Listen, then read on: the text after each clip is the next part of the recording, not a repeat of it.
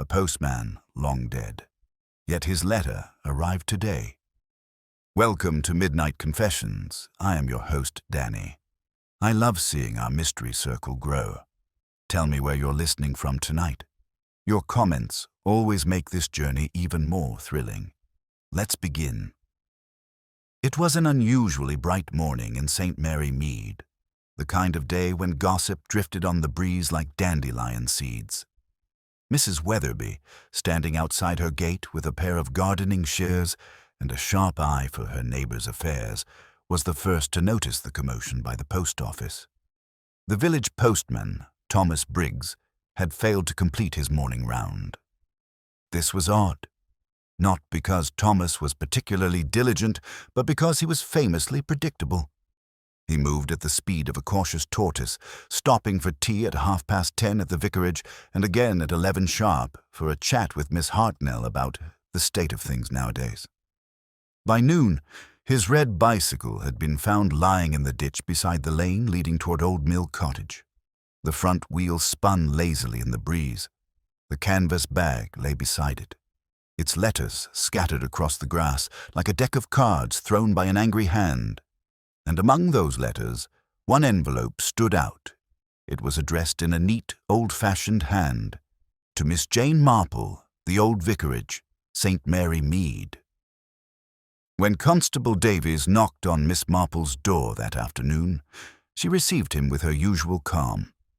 She was wearing her gardening gloves, a little smudge of soil on her cheek, and the faintest expression of polite concern. "Ah, Constable Davies," she said, removing her gloves. "You've found poor Thomas, I suppose." Davies blinked. Well, yes, Miss Marple. How did you—" "My dear boy," she said gently, "one does notice when one's letters arrive at the wrong time, and Thomas never failed to greet Mrs. Larkin's spaniel by the baker's at 11. The dog has been most perplexed all morning." Davies shuffled his hat. "We found him near Old Mill Cottage. Poor chap's dead. Doctor says his heart. Likely, though the circumstances are a bit queer." Miss Marple's eyes brightened almost imperceptibly. "Queer, you say?" "Yes, ma'am." His bag was open, letters all over the road, but it's this one that puzzled us. He held out the envelope addressed to her. We found it clutched in his hand. Miss Marple took it with delicate fingers, studying the handwriting. Her brow furrowed ever so slightly. "Strange," she murmured. "I can't recall anyone I know writing quite like this." The constable hesitated. "Should I open it, Miss Marple?" "Oh, no, my dear," she said with a faint smile. "The letter is addressed to me, and though Thomas has tragically departed, I do believe the postal service continues to function in spirit as well as in duty." She slit the envelope neatly with her knitting needle. Inside lay a single sheet of cream paper, folded twice. On it were written just 5 words: "He knows, do not speak." By evening, every cottage in St. Mary Mead buzzed with the news: Thomas Briggs dead on the lane. Miss Marple received a mysterious letter. Mrs. Price Ridley swore she had seen a shadowy figure lurking near the post office the night before. Mr. Clement, the vicar, declared that Thomas had recently complained of someone following him. At the Blue Boar, over warm ale and colder suspicion, the talk grew bolder. Someone mentioned Old Mill Cottage, empty for nearly a year, yet with smoke recently seen from its chimney. Another said that Thomas had been carrying something more than letters that morning, a small brown parcel, never recovered. Miss Marple, meanwhile, sat by her parlor fire with her knitting and a thoughtful expression. She wasn't one for rumors, but she did have an excellent memory for human behavior, and she remembered something odd. Just 2 days earlier, she had seen Thomas arguing with a stranger near the crossroads. A man with a city look about him, dark coat, polished shoes, and an expression that didn't belong in St. Mary Mead. She looked again at the letter on her side table. "He knows. Do not speak." Her lips pressed together in a faint, knowing line. "Oh dear," she murmured softly to herself. "I do believe someone has written to the wrong woman." The following morning dawned crisp and pale, the kind of autumn day that made the churchyard stones glisten and the sound of the milk cart echo through every lane. By 8:30, St. Mary Mead had already forgotten its usual calm. Curtains twitched, voices carried over garden fences, and everywhere, in corners and kitchens and doorsteps, the name Thomas Briggs was spoken in hushed, curious tones. Miss Marple, as was her custom, took her tea in the small sitting room overlooking the vicarage garden. The mysterious letter lay on the table beside her teacup, carefully folded and placed between the pages of a worn gardening almanac. She had not yet decided what to make of it. The handwriting was neat but not elegant, deliberate rather than natural, as though the writer had taken pains to disguise their hand. The paper, too, was of a quality not often found in St. Mary Mead, smooth, faintly perfumed, and foreign to the village post office's usual supply.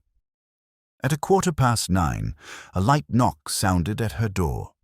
When she opened it, she found Mrs. Weatherby standing there, cheeks pink from the chill, her expression a perfect blend of condolence and curiosity.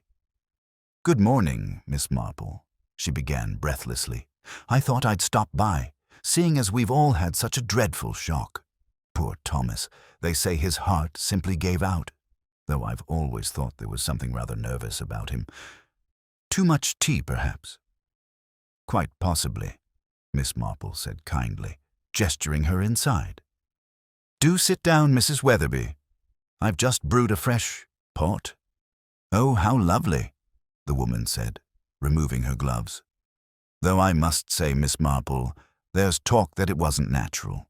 Mrs. Larkin insists she saw bruises on his wrists when they carried him past her garden. And you know Mrs. Larkin, she doesn't exaggerate unless there's something to gain." Miss Marple poured the tea with a steady hand. "Bruises, you say? Well, she might have mistaken the shadows, of course. But then there's that letter, isn't there?" Mrs. Weatherby leaned forward eagerly. "The whole village knows you received something peculiar. Was it true he was found holding it?" Miss Marple smiled faintly, her eyes mild. "One mustn't believe everything one hears, dear. Letters have a way of arriving in the most confusing circumstances." "Oh, I do admire your calm, Miss Marple," said Mrs. Weatherby, sighing. "I don't know how you manage it. I can't sleep for wondering what poor Thomas might have known. Mr. Hawtrey at the grocer's says he'd been delivering post up near Old Mill Cottage more than usual lately. They say someone's taken the place, though no one's seen who. The curtains are drawn day and night. It's all very odd." Miss Marple nodded, as though considering the remark no more remarkable than a change in the weather. But when Mrs. Weatherby had finally taken her leave, after 2 cups of tea, 3 biscuits, and a long account of Mrs. Larkin's latest grievances, Miss Marple sat very still, her knitting untouched. Old Mill Cottage, she reflected, had been empty for nearly a year. The last tenant, a retired colonel, had died unexpectedly after a fall down the stairs. Since then, the property had stood vacant. For someone to move in quietly, without word reaching the post office or the parish council, was quite extraordinary in a place like St. Mary Mead. By mid-morning, Constable Davies returned, looking far more perplexed than the day before. He was a conscientious young man, if not particularly imaginative, and Miss Marple regarded him with fondness. "Miss Marple," he said, removing his cap, "we've had the doctor's report. He says it could have been heart failure, but there's something not quite right. Thomas's bicycle brake was tampered with. Filed clean through, it seems." "Goodness," Miss Marple said softly. "That does complicate matters, doesn't it?" Davies frowned. "I don't suppose you noticed anything unusual yesterday. Anyone about the lane near Old Mill Cottage?" "I'm afraid I didn't pass that way," she said, her tone mild. "Though it's funny you should mention it. A few days ago, I saw Thomas speaking to a stranger at the crossroads. A tall man, dark hair, rather too well dressed for our village. He had the look of someone from London." Davies brightened. "Did you catch his face?" "Oh, just enough to remember he didn't belong," she said. "The sort of man who'd hold his teacup with the handle pinched between 2 fingers instead of properly. There's a difference, you know. Davies blinked, uncertain what to make of that observation. We'll ask around, he said. Someone must have seen him.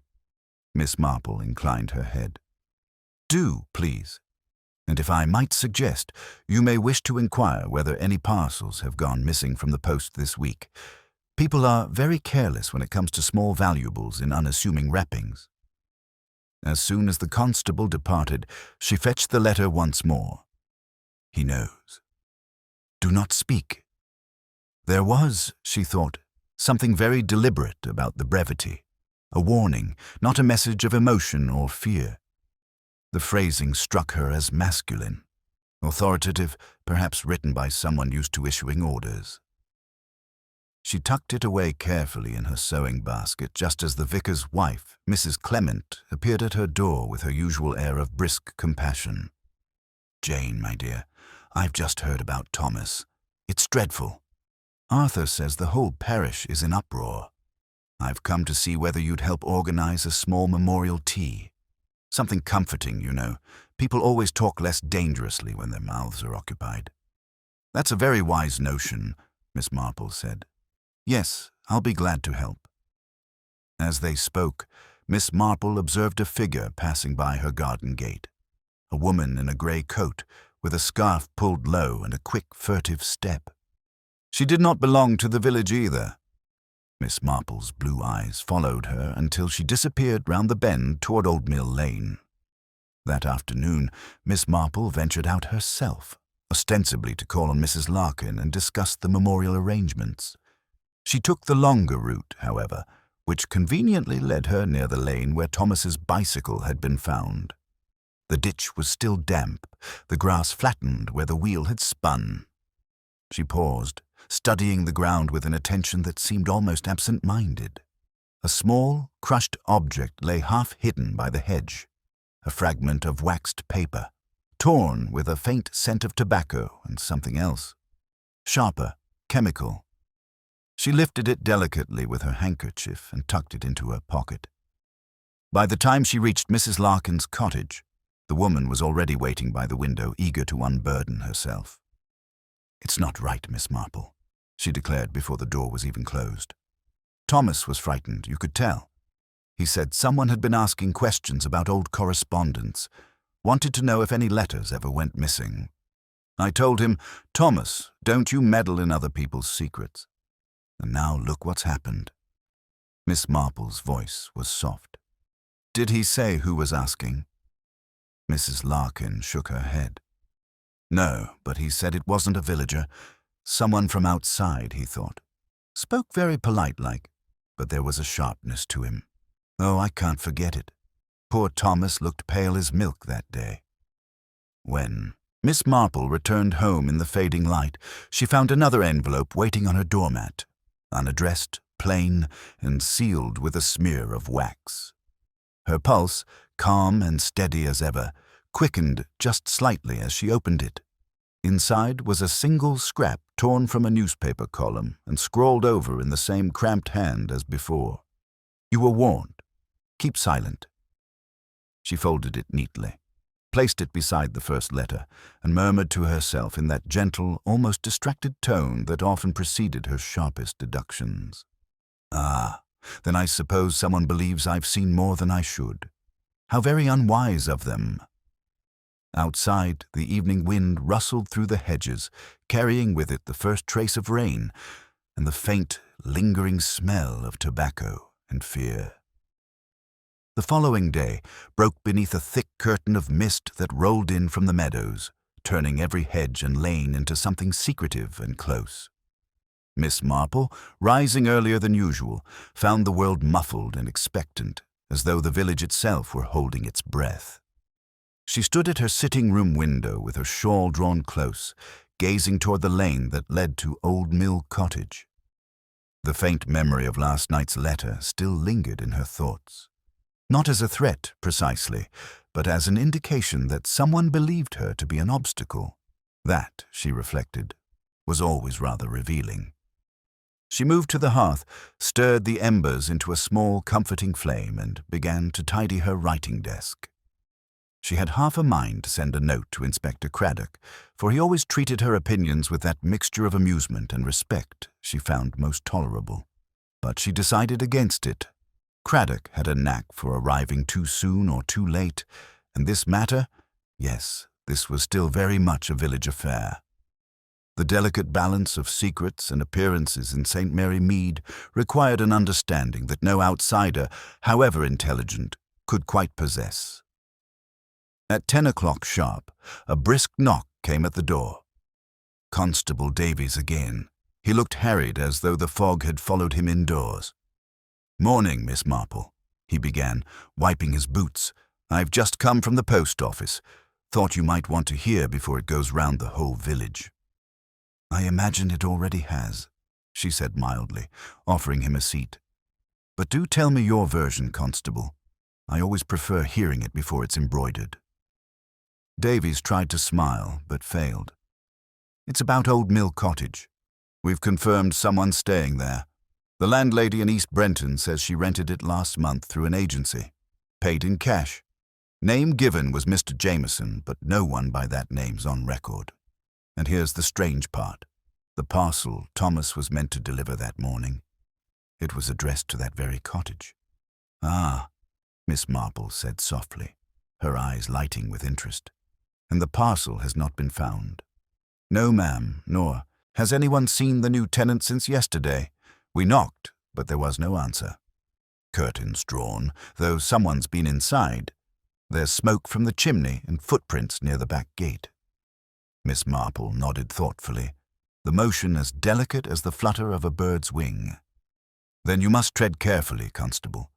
A person who hides in plain sight often believes they're invisible, and that makes them very dangerous indeed." Davies frowned. "You think this fellow might have had something to do with Thomas's death?" "I think," she said slowly, "that poor Thomas may have delivered more than a letter that morning, and perhaps he realized what it was, too late." She let the silence stretch between them just long enough to make him uneasy, then added, "You might do well to find out whether Mr. Jameson ever collected his other post. A man who wishes to conceal his identity seldom ignores his letters. They contain his greatest concern." Davies made a note in his book, nodded earnestly, and left with the same confused air he had entered. When the door closed behind him, Miss Marple sat quite still, her mind knitting together details faster than her fingers could have managed with yarn. A stranger in a rented cottage, a parcel gone missing, and two anonymous notes, one warning her, one silencing her.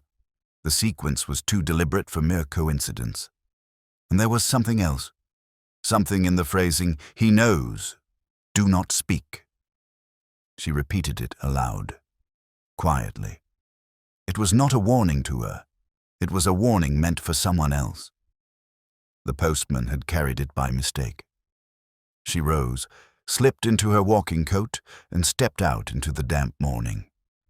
The mist clung to her hair, softening her outline as she walked through the village toward the high street. People greeted her in passing, Mrs. Weatherby with her usual torrent of speculation, the butcher with a polite nod, but Miss Marple seemed to glide past them, her thoughts several steps ahead. At the post office, Miss Hartnell was sorting mail with grim efficiency. Her spectacles perched precariously on the end of her nose. She looked up as Miss Marple entered. "Morning, Jane. Dreadful business about Thomas, isn't it? The whole place is in a state. Can't say I'm surprised, though. He was getting sloppy with his roots, always daydreaming." "Poor Thomas was a very good man," Miss Marple said gently. "He may have been distracted lately, but I wonder what could have occupied his mind so." Miss Hartnell pursed her lips. "Well, he mentioned something to me the day before he died. Said someone kept sending letters that made no sense. Wanted to know if I thought it proper to return them. Confidential, he said. Wouldn't say who they were from." "How odd," said Miss Marple. "And do you recall what those letters looked like?" Miss Hartnell shrugged. "Ordinary, I suppose. Cream envelopes, expensive paper. No return. Address, Always posted from London. Miss Marple's fingers tightened around her handbag. Ah, yes. Thank you, Miss Hartnell. You've been most helpful. She left the post office and walked slowly toward the churchyard, her thoughts arranged in quiet, deliberate order. Letters from London. A hidden tenant. A dead postman clutching a warning meant for another.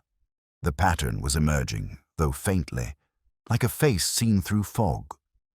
As she turned down the lane by the church, she caught sight of a figure standing half-hidden behind the lich gate. A woman, the same one she had noticed the day before. The grey coat, the scarf drawn close. She was watching the road toward Old Mill Cottage, unaware that she herself was being observed. Miss Marple hesitated only a moment before approaching. "Good morning," she said cheerfully, her tone carrying the easy warmth of a harmless old lady. The woman started slightly, then turned. Up close, she was younger than Miss Marple had thought, perhaps 35, with sharp eyes that darted like a bird's. "Oh, good morning. I was just admiring the view." "It's a fine one, isn't it?" Miss Marple said pleasantly, though a little misty today. "You're new to St. Mary Mead, I think." "Yes," the woman replied quickly. "I'm visiting relatives in East Brenton. I sometimes walk this way for the air." "How very sensible," Miss Marple said, her tone smooth as cream. "One does feel clearer after a brisk walk. And yet you seem rather troubled, my dear. Forgive an old woman's observation." The woman's mouth tightened. "Not at all. I'm quite all right." She glanced toward the lane again. "If you'll excuse me." "Of course," Miss Marple said, stepping aside. But as the woman passed, the faint scent of tobacco clung to her coat, the same sharp chemical trace Miss Marple had detected on the torn wax paper. When she returned home, she set about preparing tea with a calmness that belied her thoughts. She knew now that the woman was connected to the parcel, perhaps even to the occupant of Old Mill Cottage. And she also knew, with the certainty that came from long observation of human folly, that fear was beginning to work its mischief. Someone in St. Mary Mead had something to hide, and fear made people careless. That evening, as dusk fell and the fog thickened once more, Miss Marple sat in her parlour, knitting quietly. From outside came the sound of a distant motor car slowing on the road, a rare sound in their little village. She rose and peered through the lace curtain just as the headlights swept across her garden gate. A black motor car, sleek and unfamiliar, came to a stop near the green. A man stepped out, tall, broad-shouldered, his coat collar turned up. He looked about him briefly before heading up the path toward Old Mill Lane. Miss Marple let the curtain fall back into place, her expression serene, almost gentle. "So," she murmured, "tu art herself. The London gentleman arrives at last." She sat down again, lifted her teacup, and regarded the steam curling upward in the lamplight. Somewhere beyond the hedge, the fog stirred with the sound of footsteps, and she knew that whatever truth lay hidden behind those letters, it was beginning to draw closer, quietly, inevitably, like night settling over the village. Night came to St. Mary Mead with an almost unnatural stillness, as though the fog that pressed against the windows carried with it the weight of secrecy. The faint glow of the street lamps barely reached beyond their own halos, and the village, so often alive with chatter even after dusk, seemed to withdraw into itself. From her sitting-room window, Miss Marple watched the lane in contemplative silence. The black motor car had not returned.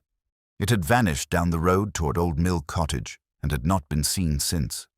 Yet the faint gleam of light in that cottage's upper window persisted long after midnight, a steady, watchful flicker behind drawn curtains. She did not sleep easily. Her thoughts arranged themselves into patterns, some distinct, some still hazy, but always circling back to the letters. Someone in St. Mary Mead had received one meant for another. Thomas Briggs had died clutching a message not his own. And now a stranger from London had come in the night, as though summoned by that mistake. When Miss Marple finally drifted into sleep, it was with the uneasy certainty that what was unfolding was not the consequence of chance, but of design. By morning, the fog had thinned, replaced by a fine drizzle that painted the cobblestones with a sheen of grey light.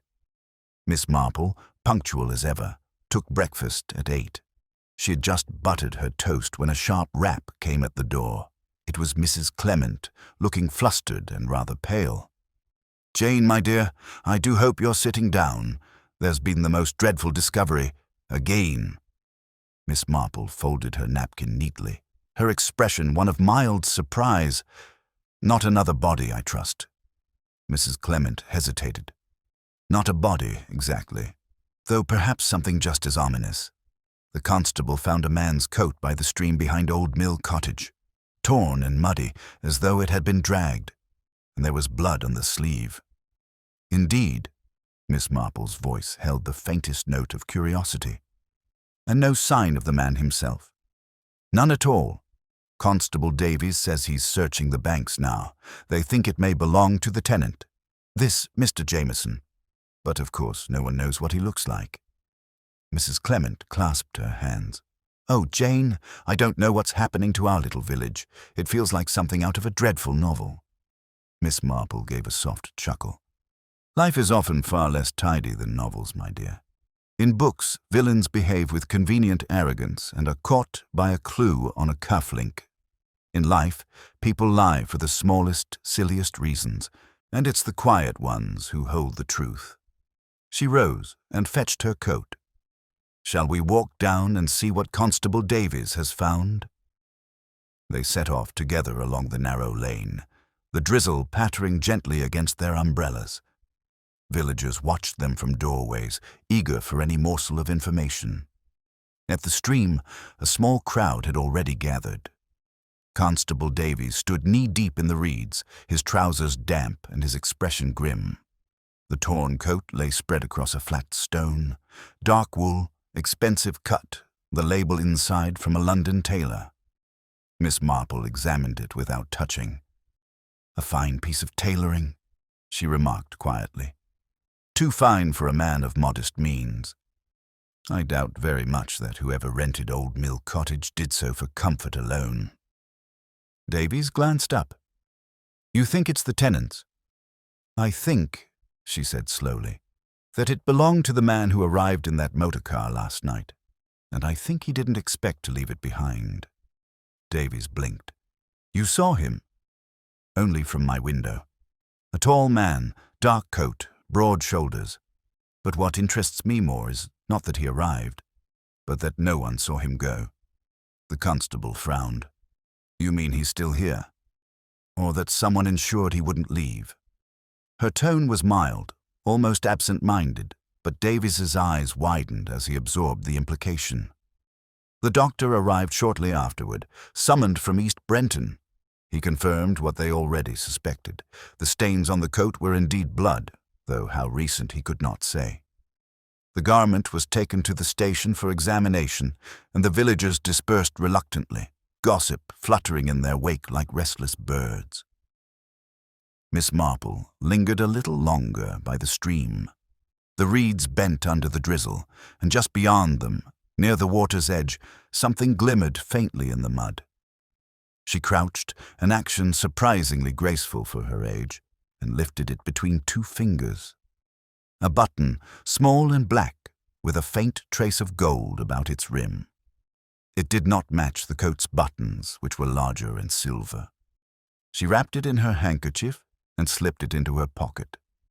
On her way home, she passed Mrs. Weatherby, who wasted no time in delivering the latest theory.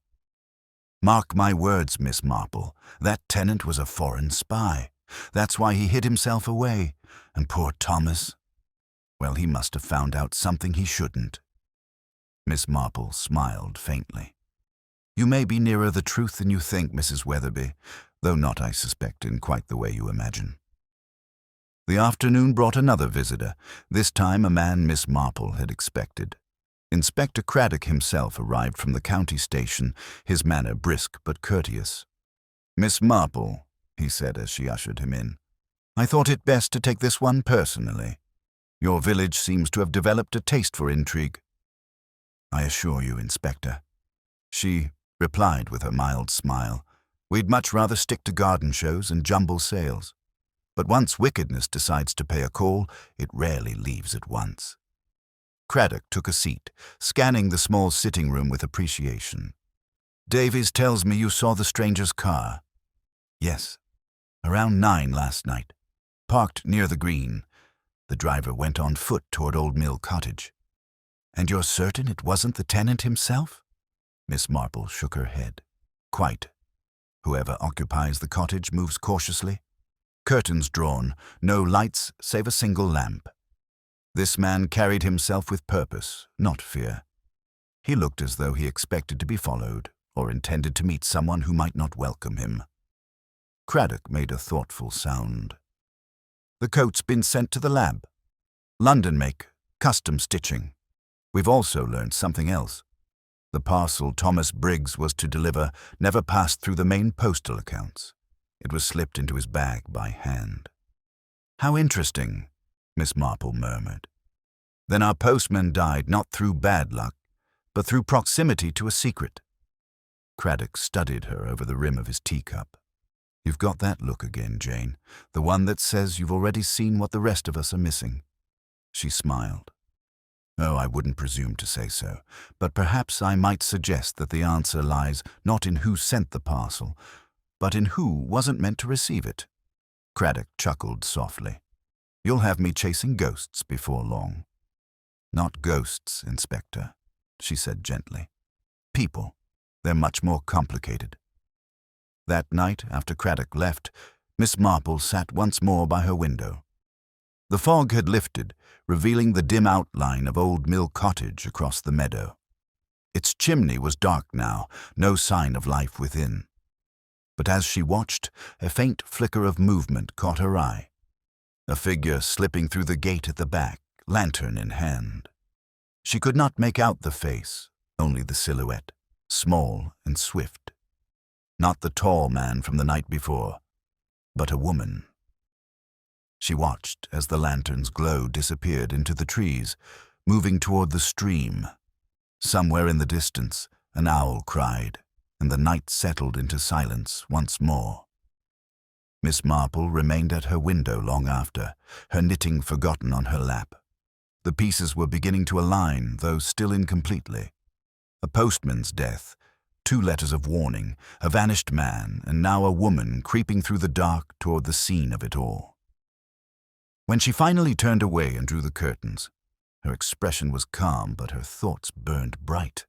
She murmured softly, "It's always the smallest mistake that unravels the cleverest plan, and I think, perhaps, someone has just made theirs." The following morning, Miss Marple was up before dawn. Sleep had not visited her easily, and when it came, it brought only disquieting fragments. A glimmer of lamplight through, fog, the flash of a woman's scarf, the distant echo of rushing water. She had seen, or believed she had seen, that furtive lantern moving down toward the stream, and though her years had taught her patience, her curiosity was the sort that refused to rest until it found its place. By the time the first faint blush of morning touched the rooftops of St. Mary Mead, she was already dressed and stirring the embers in her grate back to life. The air outside was cold, sharp with the dampness that clings to hedgerows after rain, and a pale mist lingered still in the hollow where the lane dipped toward Old Mill Cottage. At 7:30, Constable Davies appeared again, looking more tired than usual and with his notebook clutched in one gloved hand. "Morning, Miss Marple," he said, the words carrying the heaviness of a man who's had little rest. "We've found something new. Thought you'd like to hear before the others begin their talking." "Always very thoughtful of you, Constable," she replied, opening the door wider to let him in. "Do come in and warm yourself. I expect you've been up since first light." He sat down gratefully by the fire. "Aye, since before that, truth be told. We were out by the stream again, about 100 yards further downstream, caught on a root. We found a leather satchel. Empty, but it had the postal insignia stamped on the side. Must have been Thomas's. Miss Marple poured tea with her customary calm. And quite empty, you say? Yes, ma'am. Not a scrap inside. No letters, no papers, nothing. But here's what's odd. There was a torn corner of brown wrapping paper caught in the buckle, same kind the post office uses for parcels. It looked as though something had been cut open in haste. Miss Marple stirred her tea slowly. Then I imagine the contents were very important indeed, and whoever took them didn't care to leave behind the evidence of their haste. Davies nodded grimly. Inspector Craddock says he'll be back this afternoon. He's having the coat tested in London. Thinks the blood might belong to the same man who rented the cottage?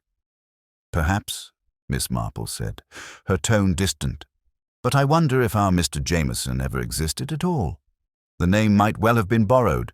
People so often think the use of a false name will conceal their intentions, but human nature has a way of showing itself, regardless of what one signs on a lease. Davies frowned. You mean someone else took the place under that name? I think it quite likely, especially since the woman I saw last night seemed to know her way around it rather too confidently for an ordinary visitor. That made him sit forward. You saw someone? Miss Marple nodded gently, her knitting needles resting idle on her lap. A woman, walking by lantern light toward the stream. Tallish but slight. She moved as one familiar with the ground. It was not a random wander. Davies looked alarmed. That's dangerous, going out there alone in the dark. Could be she's mixed up in this. I'm rather counting on it, Miss Marple murmured. Fear drives people to strange acts, Constable, and she struck me as a person deeply afraid. By mid-morning, the village was alive again with speculation. At the grocer's, Mrs. Weatherby declared that the mysterious tenant was surely a criminal fugitive. Mrs. Larkin swore she had heard voices in the night, though whether they were human or the wind was left unresolved. Even the vicar had abandoned his sermon drafts to speak earnestly with Craddock when he returned just after noon. Miss Marple, however, remained quietly occupied at home, writing a short note and sealing it in a small envelope addressed to the police station. When Davies came by to deliver a formal statement form, she handed it to him with her usual mild smile. For Inspector Craddock, if you please. I believe he may find the contents useful. Davies nodded, glancing curiously at the envelope, but did not ask. He had learned that Miss Marple's notes tended to contain more sense than a dozen official reports. When Craddock arrived later, his manner bore the brisk confidence of a man balancing irritation and intrigue. I've had word from London, he said, taking the chair opposite her. The blood on that coat wasn't our tenant's. It matches the postman's type. That's the first solid link between him and the cottage. You were right, Miss Marple. Thomas must have gone there before his death. I'm afraid I suspected as much, she replied softly. Though what he carried there remains the more pressing question. The satchel, you see, has now been found, empty. Craddock exhaled sharply. Davies mentioned it. My guess is the parcel was meant for that address and someone intercepted it. But why kill a postman for a small package? Miss Marple's eyes sparkled faintly. People have been killed for less than what a single envelope can contain, Inspector. Secrets weigh far more heavily than gold, particularly when they belong to other people. He leaned back, eyeing her shrewdly. You've got something, haven't you? She smiled, that soft, elusive smile that gave away nothing. Only a small thought for now. Have you looked into who sent the parcel? Already on it, Craddock said. Came from London, posted at King's Cross 2 days before the death. No sender's name, but there's one curious thing. The handwriting on the address matches that of the letters you received. Miss Marple inclined her head, as though the confirmation were no surprise at all. Then our anonymous correspondent has a very wide circle of interest indeed. I rather think the letter found in Thomas's hand was never meant for me, but for the occupant of that cottage. Craddock raised an eyebrow. You think the message? He knows. Do not speak, was warning the tenant. Precisely. And poor Thomas, ever conscientious, must have opened it by accident, or perhaps curiosity. He was a kind man, but not a clever one, and curiosity in the hands of innocence is a dangerous thing. Craddock rubbed his chin. So someone realized he'd seen too much, followed him, and— Miss Marple finished his thought quietly, and arranged that he never deliver another letter. Yes, Inspector, though what he saw, I suspect, has yet to reveal itself. As evening approached, Craddock departed to oversee a search of the cottage itself. Miss Marple declined his offer to accompany him, claiming fatigue, but once he was gone, she set about a task of her own. She drew from her sewing basket the small button she had found near the stream and laid it beside the 2 letters on her table. Together they told a story, though still with missing pieces. The button was not English. The gilded rim bore a faint insignia. Continental, she thought, perhaps French or Belgian. She had seen such things once before, many years ago, during the war, when uniforms changed hands and identities were remade as easily as names on forged papers.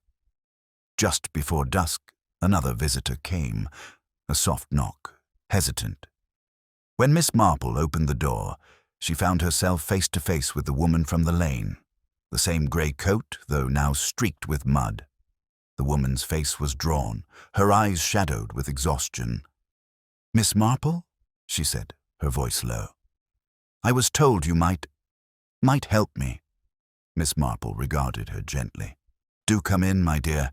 You look quite done in." The woman stepped across the threshold, clutching her gloves tightly. For a moment she seemed about to speak, then stopped herself. Miss Marple waited, patient as ever, while the clock ticked steadily in the background. Finally, the woman said in a rush, "It wasn't supposed to happen. He wasn't supposed to die. I only meant to get it back, the letter, the parcel, before anyone knew." Her breath trembled. "Please, you mustn't tell the police. They'd think I—" Miss Marple's hand came to rest lightly over hers. "My dear," she said softly, "the police will think whatever the truth compels them to think. But perhaps if you tell me what really happened, I can help you find a way through it." For a moment, the woman hesitated, glancing toward the window as though afraid of being seen. Then she whispered, "It's not my name that's in danger. It's his." "His," Miss Marple prompted gently. The woman nodded. "The man who came last night. He's not Mr. Jameson. His name is Robert Hale, and if they find out why he's here, more than one person will die before this ends." Miss Marple's expression didn't change, but her eyes grew sharper. "Then we must be very careful indeed, my dear. Tell me everything, and from the beginning." Outside, the rain began again, slow and deliberate, as though the heavens themselves were leaning in to listen. For a long moment, the little room was filled only with the slow rhythm of rain against the window and the faint ticking of the mantel clock. Miss Marple sat very still, her hands folded neatly in her lap, her gaze resting gently upon the woman who had just confessed more by fear than by words. The young woman's composure, so carefully held upon entering, was beginning to unravel. Her fingers twisted the edge of her gloves until the seams stretched white, and her eyes darted toward the window as though expecting someone or something to emerge from the mist beyond it. "Now," Miss Marple said kindly, after a pause that was both compassionate and deliberate, "why don't you tell me from the beginning, my dear? You said his name was Robert Hale. Who is he, and why was he here, in St. Mary Mead of all places?" The woman hesitated, swallowing hard before she spoke. He's my brother." The words came in a rush, as if spoken before she could lose her nerve. "We haven't seen each other in nearly 5 years. He was in London, working for a shipping firm. At least that's what he told me. But a few months ago he wrote to say he'd come into possession of something dangerous, something people were willing to kill for. He didn't explain, only that he needed to disappear for a while. I didn't believe him at first, but then the letter stopped. When I finally traced him here, to this cottage, I thought he'd changed his name to Hyde." Miss Marple nodded slightly, her expression serene. And the parcel Thomas Briggs was carrying? It was his, she said quickly. He told me to expect it. Said if anything went wrong, the contents would explain everything. But when I came here 2 nights ago, he was gone. The cottage was empty, the parcel missing, and then I heard... She broke off, pressing a trembling hand to her lips. I heard about the postman. I realized the parcel must have gone astray and that someone had killed him to retrieve it. Miss Marple's eyes softened. You poor child. You've been carrying a terrible weight alone. But tell me, when you went to the stream last night, what did you hope to find? The woman blinked in surprise. You saw me? I happened to be looking out, Miss Marple said mildly. One does when one can't sleep. You were heading toward the place where the satchel was later found. The woman lowered her head. I thought Robert might have hidden something there. A letter, perhaps. He used to do that when we were children, hiding things in the garden so no one else could find them. I was afraid the police would come too soon, so I went before dawn. Miss Marple regarded her for a moment in thoughtful silence. And did you find anything? No, she whispered. Only the mud and the sound of the water. I stayed until I heard footsteps on the lane and ran back. I didn't even realize someone might have seen me. Then, it's as well you came, Miss Marple said gently. There's more danger in silence than in the truth. The young woman, her name Miss Marple soon learned, was Clara Hale, looked up suddenly, fear sharpening her features. Miss Marple, if Robert's been killed, if that coat they found... We mustn't assume, Miss Marple interrupted softly. In my experience, people who disappear rarely stay that way unless they mean to. But it does seem your brother has tangled himself in something beyond his control. She rose, moving to the window, where the rain was softening into a fine mist once again. You said he worked for a shipping firm. Do you recall which one? Clara nodded slowly. Yes, Fairley & Co. They deal with imports, mostly machinery, sometimes foreign goods. Robert said they'd recently taken a contract from a government supplier. He was uneasy about it. He hinted that documents had gone missing and that he'd found proof someone was selling information abroad. Miss Marple's hand lingered on the curtain cord. How very intriguing, and quite in keeping, I fear, with what I suspected. Clara looked bewildered. You suspected? Only that our village mystery was not as provincial as it seemed, Miss Marple said. People do so love to imagine wickedness as something dramatic and far away. In truth, it slips in very quietly, often through the post. Clara shivered, and Miss Marple turned back toward her, her expression gentler now. You've done the right thing coming here, my dear, but we must be cautious. If your brother's disappearance is linked to these letters, the person responsible may already suspect your involvement.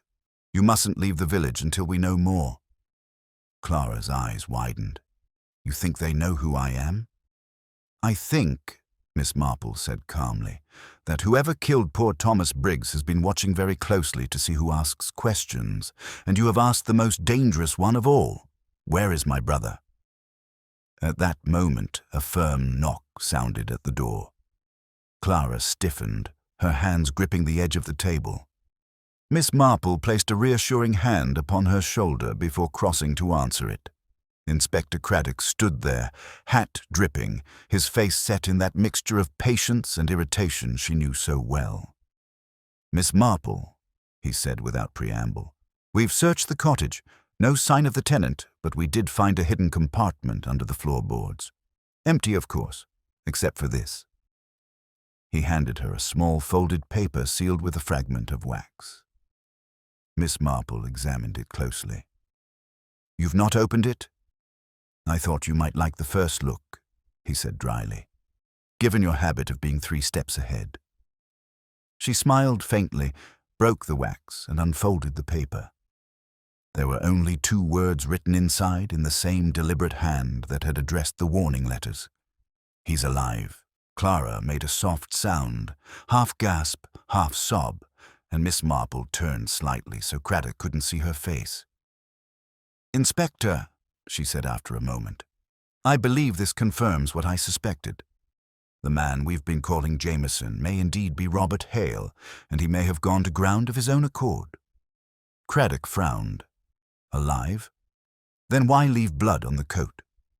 "Because someone wanted us to think he was dead," Miss Marple said simply. "A disappearance is far more convenient when the world stops looking for you." Craddock's brow furrowed. "If that's the case, he's playing a dangerous game. There's evidence he was being hunted, and if you're right, whoever's after him won't stop until they find him, or whatever he took." Miss Marple's eyes drifted toward Clara, who had gone pale as milk. "Then we must find him first." After Craddock left, Miss Marple turned back to the girl. "You see, my dear, your brother may still have a chance, but we must move carefully. I shall need to visit Old Mill Cottage myself tomorrow when things are quieter. There are answers there still waiting to be seen, though I dare say they've been quite literally swept under the rug." Clara's voice trembled. "And if he comes back before then?" Miss Marple's expression was serene, almost motherly. "Then you must bring him here, quietly. Tell no one else. Not even the police. Secrets are safest in places where no one suspects they exist. And fortunately, people seldom imagine that of an old woman and her knitting." As the girl departed, Miss Marple stood for a while by the window, watching her disappear into the misty lane. The rain had stopped entirely now, leaving the air clean and cool. Somewhere in the distance, a dog barked twice and fell silent. The world seemed poised, waiting. She turned back toward her desk, where the letters and the buttons still lay beside her teacup. The faint gold of the insignia gleamed in the lamplight, and she traced it lightly with one finger, her eyes thoughtful. "So," she murmured to herself, "he's alive, and yet someone wishes him not to be. That narrows the field considerably." Then, with a small sigh, she took up her knitting once more. The rhythmic click of the needles filled the quiet house, steady and deliberate, the sound of a mind already piecing together the web that would soon tighten around the truth. Outside, the mist drifted past the windows like the breath of something waiting just beyond sight. The following morning arrived with a washed clarity that made the hedgerows glisten and the rooftops steam faintly in the sunlight. The storm had passed, but a sense of unease still hung in the air, subtle yet persistent, like the lingering chill that clings to one's bones after rain. Miss Marple sat by her window as she often did, a modest figure in her floral shawl, knitting needles clicking with the precision of a metronome. She appeared the very picture of domestic calm, but her thoughts were anything but tranquil. The discovery of that note, "He's alive," had rearranged the pieces of the puzzle yet again, and Miss Marple was quietly turning them over in her mind, waiting for one to fit in the way human behavior always revealed itself when seen from the right angle. At 9:15, Constable Davies appeared once more, his boots still muddy from an early morning errand. "Morning, Miss Marple," he said, a little out of breath. "Inspector Craddock sent me down. There's something you ought to know. We've had another letter, posted in East Brenton last night. No signature, of course, but the same hand as before. It was addressed to the station, and it says, 'The truth lies beneath the floor.' Inspector thought you'd want to see it."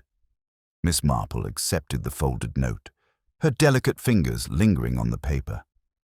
"How curious," she murmured. "It seems our mysterious correspondent enjoys dramatic turns of phrase. Beneath the floor, indeed." She glanced toward the hearth, the embers of her morning fire still faintly glowing. "Did the inspector mention which floor precisely?" Davies looked embarrassed. "No, ma'am. He thought it might mean the cottage again." "Yes," Miss Marple said softly. "That would be the natural assumption, and I suspect exactly what the writer intends.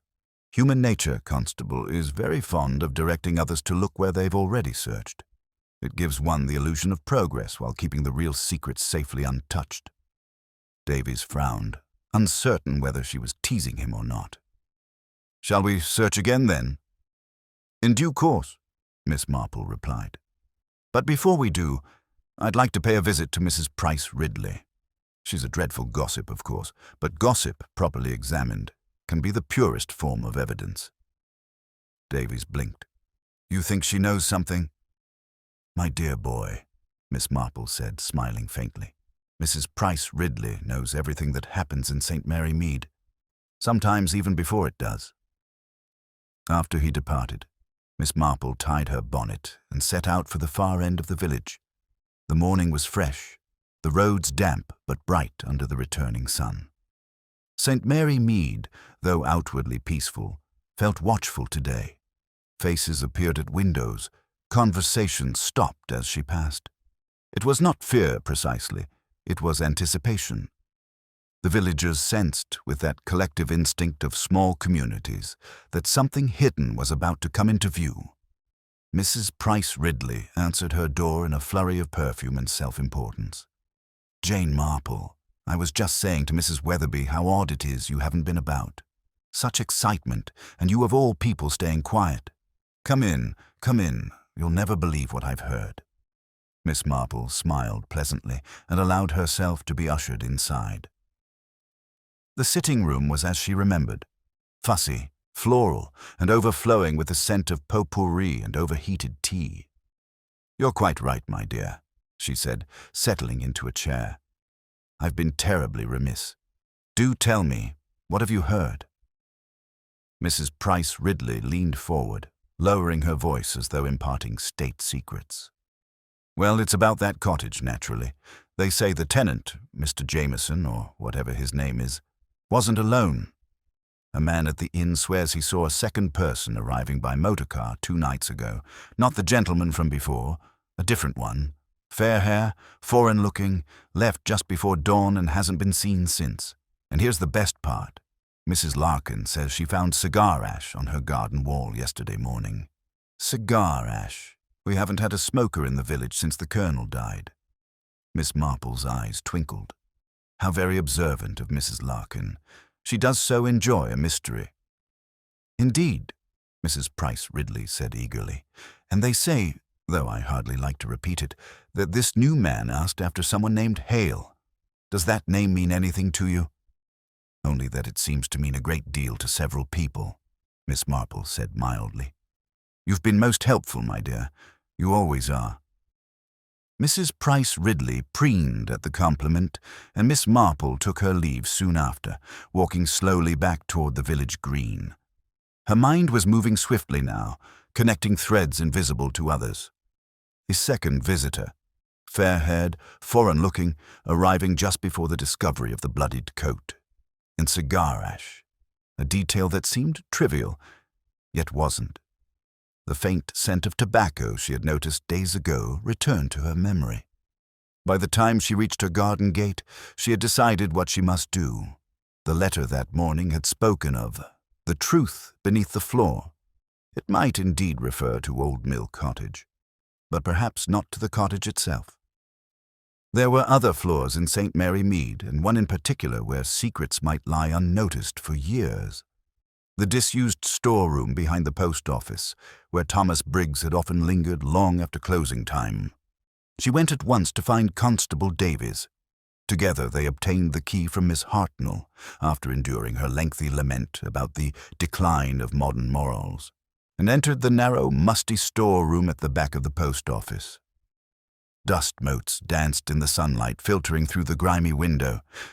The place smelled of old paper, twine, and forgotten things. Miss Marple moved slowly, her sharp eyes scanning every corner. "You see, Constable," she said, "people rarely hide what they value where others will never look. They hide it where they can keep watch upon it." Davies knelt to lift a loose board near the far wall, where the floor sagged slightly. "This one's been tampered with," he said. "See the nails? Not new, but recently disturbed." Miss Marple crouched beside him, surprising him with her agility. Together they pried the board free. Beneath it lay a small metal box, rusted but intact. Davies glanced at her, eyes wide, and opened it carefully. Inside were several sheets of folded paper, an old fountain pen, and a slim notebook bound in cracked leather. Miss Marple reached for it gently. "Ah," she said softly. "This will be Thomas's hand, I think. His private log, perhaps. He was always meticulous." The pages were filled with neat writing, dated and orderly, recording postal routes, deliveries, and minor notes about misplaced letters. But toward the end, the tone shifted. The final entry read, "Delivered the parcel as instructed. Strange business. Man paid me extra to bring it before dawn. But when I reached the cottage, another was waiting there. Foreign accent, arguing. I was told not to tell anyone. Something about the plans. Feels wrong. We'll speak to Miss Marple if it gets worse." Davies let out a low whistle. "Well, that settles it, doesn't it? Spying, or blackmail, maybe." Miss Marple closed the book and looked up at him with that gentle, all-knowing expression. "Perhaps both, but more importantly, it tells us something vital. Thomas did what he always did, he noticed, and he tried to do right. And for that, someone silenced him." As they left the storeroom, Miss Marple paused at the threshold. Across the lane she could see Clara Hale standing in the distance, her figure tense, a small parcel clutched tightly in her hands. When their eyes met, the girl hesitated, then turned quickly away, vanishing around the corner. Miss Marple's expression didn't change, but her heart quickened ever so slightly. "Ah," she murmured to herself, "so it begins again. Someone's found what they were looking for."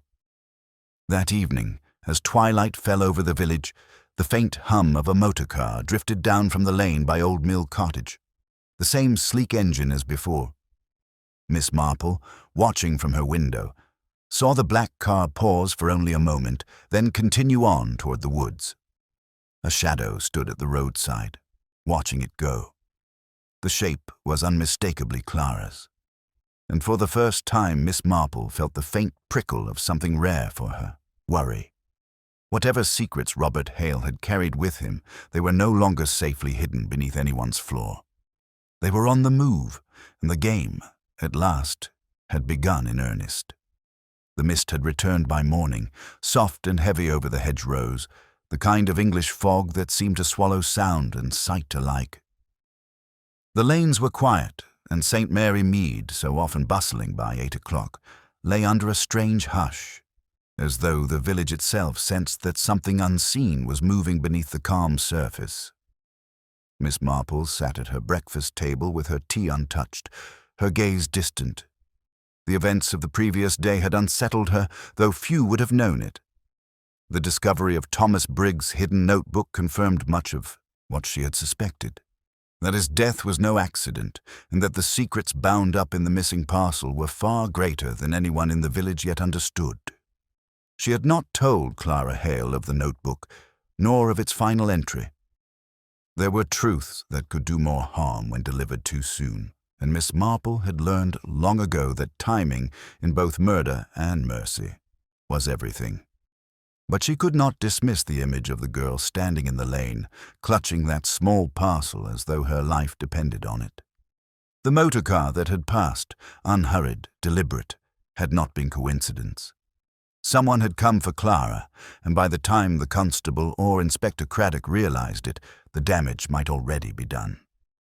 She rose from the table, adjusted her shawl, and crossed to the window.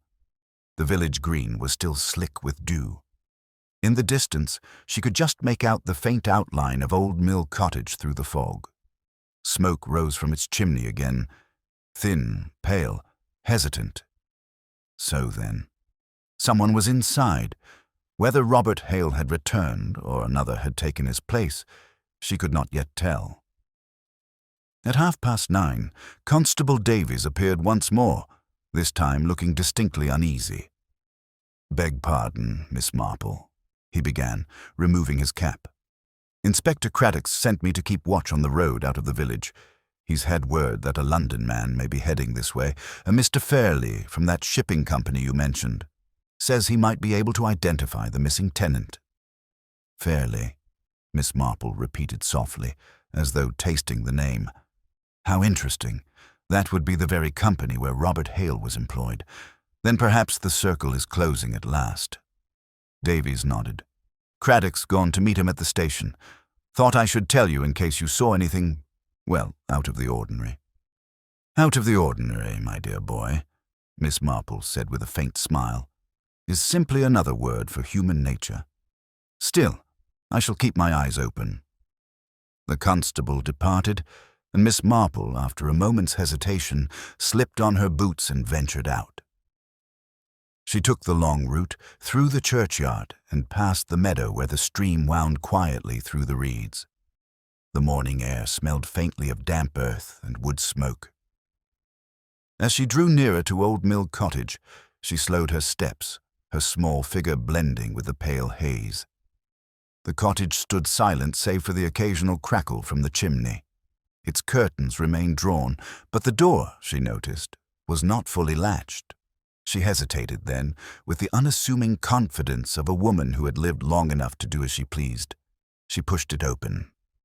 The interior was dim, filled with the faint scent of tobacco and something acrid beneath it.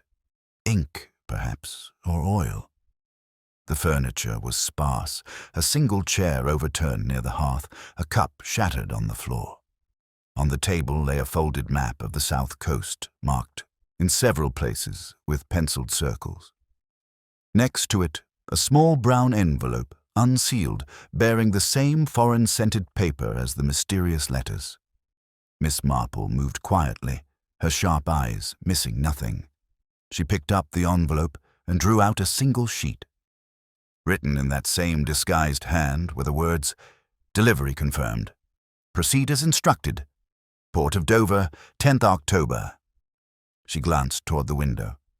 Today was the 9th. So, she murmured, we are on a timetable. A faint creak on the floorboards behind her made her turn, though not in alarm. Clara stood in the doorway, her face pale, her expression a mixture of guilt and relief. "Miss Marple," she whispered, "I didn't want you to come here. It isn't safe." "I rather think you've proved that point yourself, my dear," Miss Marple said gently, slipping the paper back into the envelope. "You've been here already this morning." Clara hesitated, then nodded. "I came early, before anyone saw. Robert told me to. I found this." She gestured toward the map. "He said if anything happened to him, I was to destroy it, but I couldn't. I thought if I understood what it meant, I might help him." "And do you?"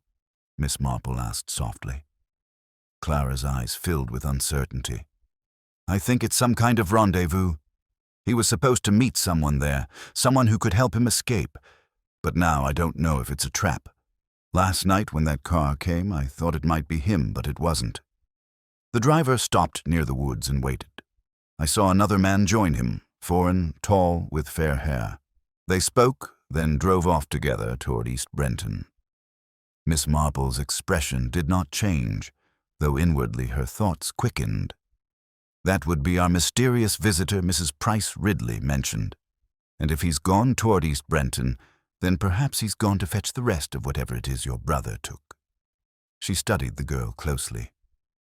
"Tell me, my dear, did Robert ever say what was in that parcel?" Clara shook her head.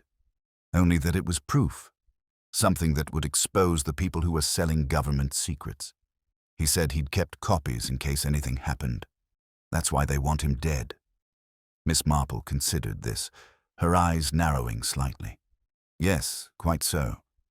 But there's something still missing, isn't there? If Robert truly intended to disappear, he would have left no trace, not these notes, not this map. Unless, of course, he wanted someone to find them." Clara looked confused. "You think he left them deliberately?" "I do," Miss Marple said. "Men who fear for their lives hide their evidence. Men who mean to turn the game around plant it. He may yet be playing his own hand, and quite cleverly." Before Clara could reply, a distant hum broke the silence, the unmistakable sound of a motor car approaching fast along the narrow road. Miss Marple moved swiftly to the window. Through the thinning mist she saw it, a black vehicle, the same as before, its engine low and smooth, its speed deliberate. It slowed near the gate and came to a stop. Clara froze. "It's them. They've come back."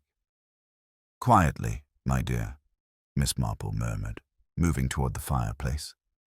"Fear is of no use now." She gestured to the small back door that led to the garden. "Out that way. Keep low along the hedge and make for my house. Tell Constable Davies to fetch Inspector Craddock at once." Clara hesitated only a moment before slipping through the door. Miss Marple turned back to the room, her hands folded calmly before her as the front door creaked open. A tall man entered, fair-haired, well-dressed, with a faint foreign accent when he spoke. "Good morning," he said smoothly, though his eyes flicked warily around the room. "I'd not expected company." "Few people ever do," Miss Marple replied pleasantly. "I take it you're not Mr. Jameson?" He smiled faintly. "No, and you are?" "An old woman with a fondness for puzzles," she said, her tone mild. "You may call me Miss Marple." "Ah," he said softly, as though the name meant something to him. "Then perhaps we understand one another. I'm looking for a friend who was here, Mr. Hale. He left something unfinished." "I believe he left quite a lot unfinished," Miss Marple said. "But I doubt you came all this way for friendship." His eyes narrowed, and for a moment the mask slipped. "You're very clever," he said quietly. "Too clever for a village gossip." He took a step closer. "Tell me, where is the parcel?" Miss Marple's expression did not waver. "It was never here," she said simply. "And if you're wise, you'll be gone before the police arrive. They're rather less forgiving of trespassers than I am." The man's jaw tightened, but then a sound from outside. A distant shout, the unmistakable crunch of boots on gravel, made him hesitate. He gave her one last look, sharp and calculating, then turned on his heel and slipped through the side door. When Constable Davies burst in moments later, breathless and red-faced, the cottage was once more empty save for Miss Marple standing serenely beside the hearth. "I believe," she said calmly, "we have just missed our visitor. But I rather think he'll be heading for Dover, don't you?" Davies blinked, bewildered. "How can you be so sure, Miss Marple?" She smiled faintly, glancing down at the envelope still resting on the table. "Because, my dear Constable, people who tell others where they are going rarely lie, only about why. And our friend has been kind enough to leave his plans written in his own hand." She turned toward the window, where the fog was finally beginning to lift, revealing the fields beyond. "We shall have to move quickly now," she murmured. "If Robert Hale truly is alive, then tomorrow will decide whether he remains so." By the following dawn, a restless wind had replaced the fog, carrying with it the scent of the sea, though St. Mary Mead lay miles inland. The sky was streaked with the grey promise of rain, and Miss Marple, who had risen before the church bells, was already dressed, her travelling cloak buttoned up to her chin. She had not slept. Her mind had turned too often to that word written on the envelope. Dover. It was not merely a location, she knew. It was a terminus, a threshold. People went to Dover not to arrive, but to leave. And in Miss Marple's experience, those who fled toward the sea seldom intended to return. Inspector Craddock had agreed to meet her at the station, though she suspected he had done so more out of resigned admiration than genuine approval. "You have a habit, Miss Marple," he had told her over the telephone the night before, "of appearing exactly where something's about to happen. I'd sleep easier if you'd promise not to wander into danger." "I should never dream of wandering," she'd replied sweetly. "I merely observe." Now, as the early train rattled out of the station, the village receded into the mist like a painting brushed over with grey. Constable Davies stood on the platform, looking worried and rather young, his cap held awkwardly in his hands. Miss Marple gave him a reassuring nod through the window, though her thoughts were far from tranquil.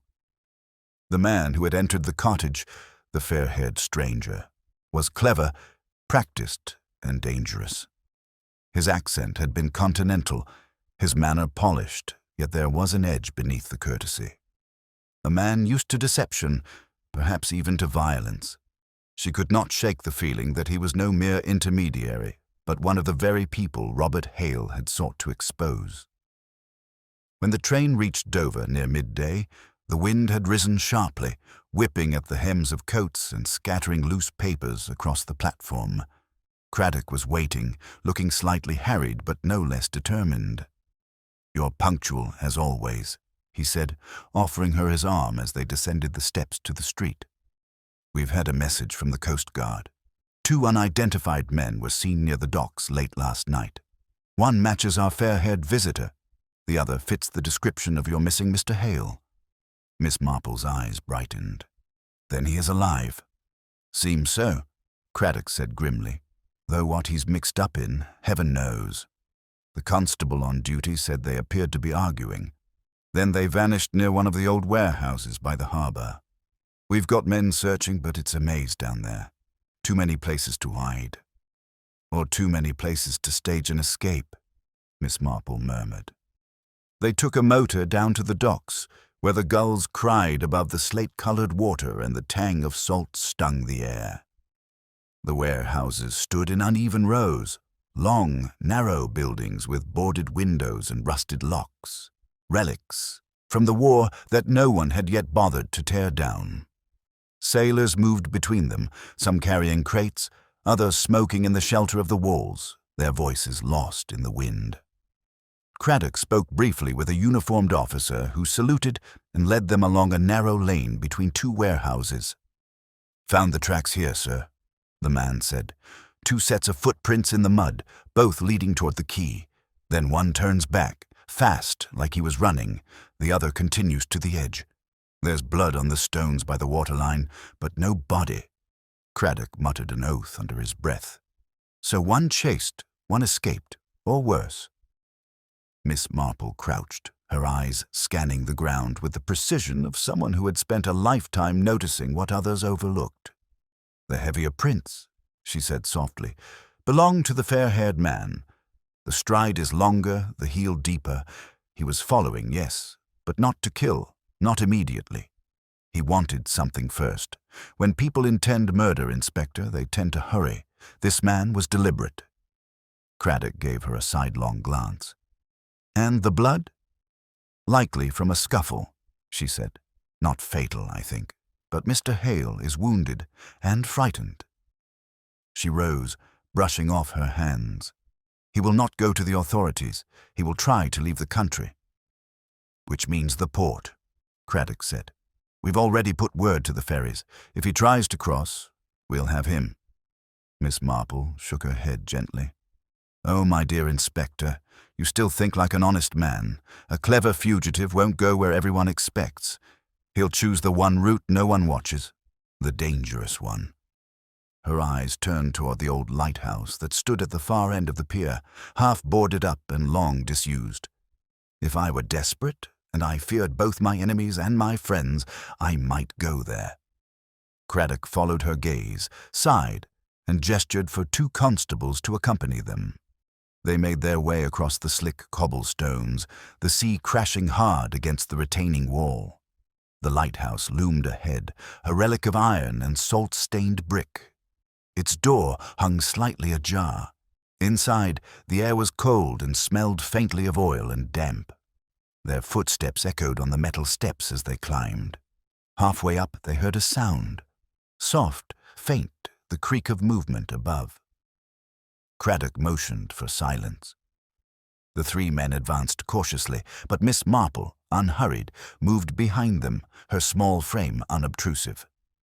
At the top, in the circular chamber where the glass pane stood clouded with salt, a man was kneeling beside a broken lantern. His left arm was bound with a makeshift bandage, and his face, drawn, pale, unshaven, was unmistakably that of Robert Hale. He turned sharply as the door opened, eyes wild with fear. "Stay back," he shouted hoarsely. "You don't know who's coming." Miss Marple's calm voice carried through the wind. "My dear Mr. Hale, I assure you we know rather more than you think." He blinked, startled. "Who are you?" "Someone your sister trusts," she said simply.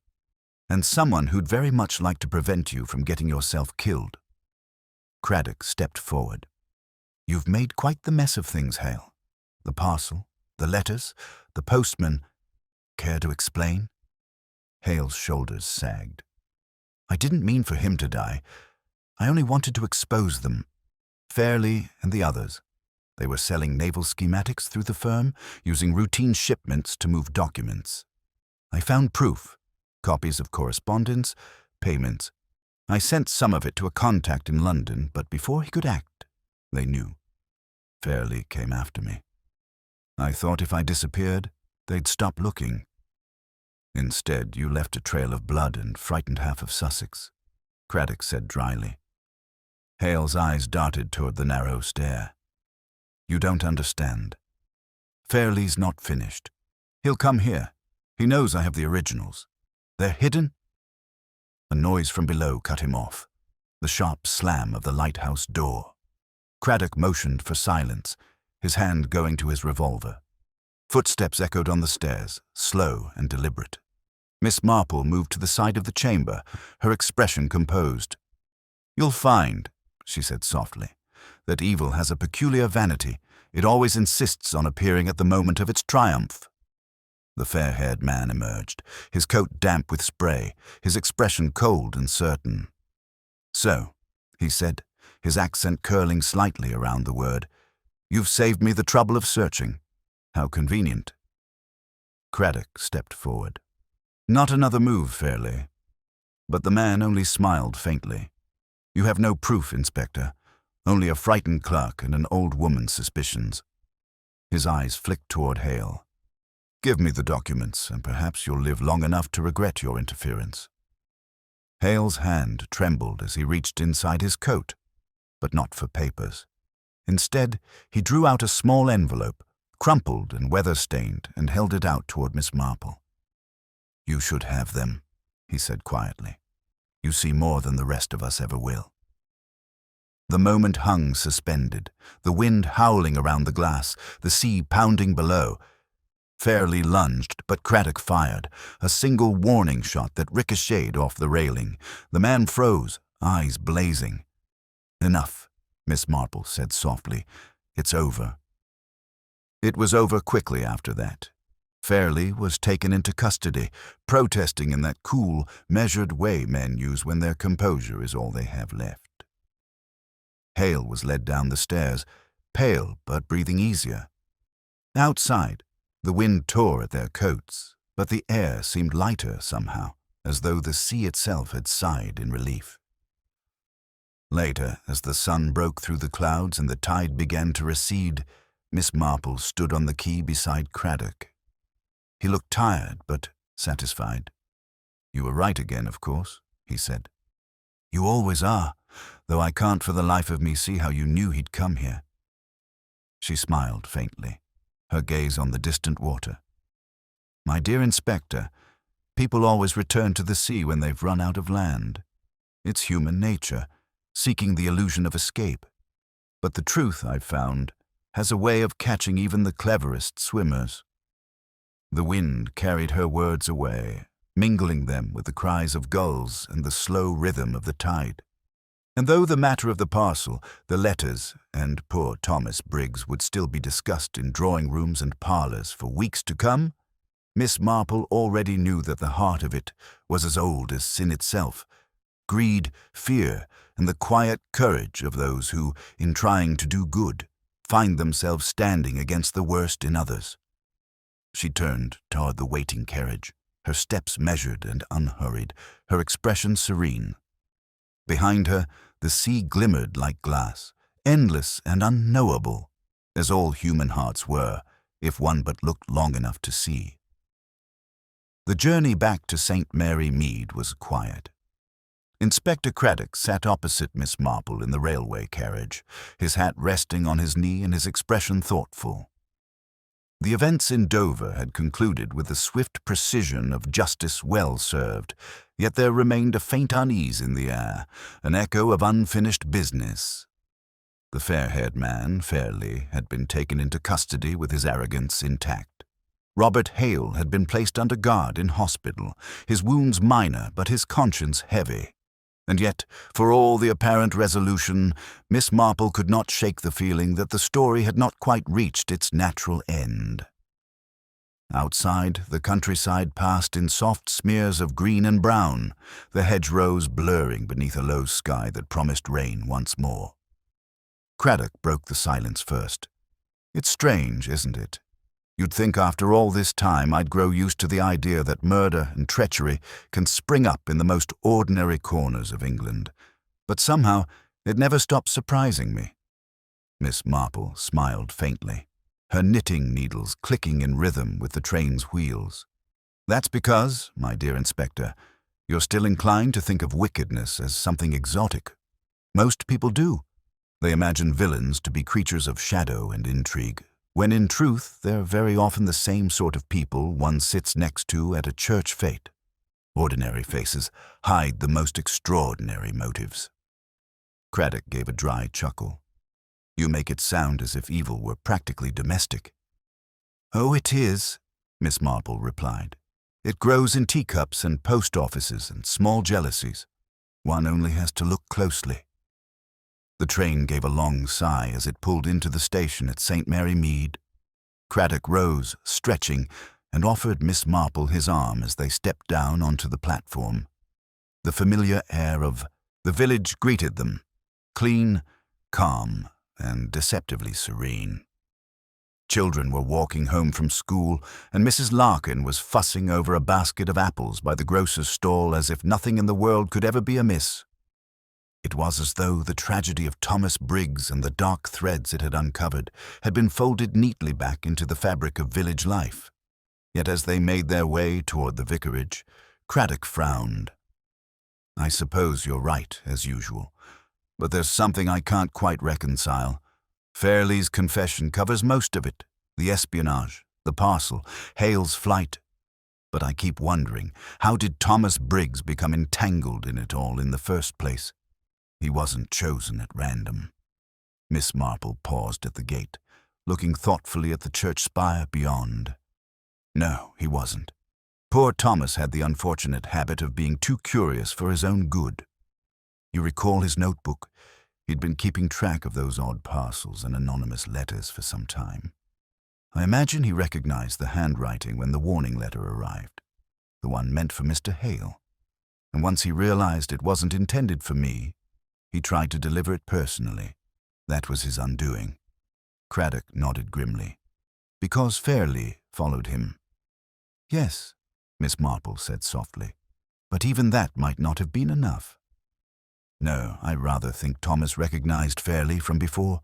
Perhaps saw him at the cottage or at the inn, and knew he was lying about his name. People who live in small places notice such things.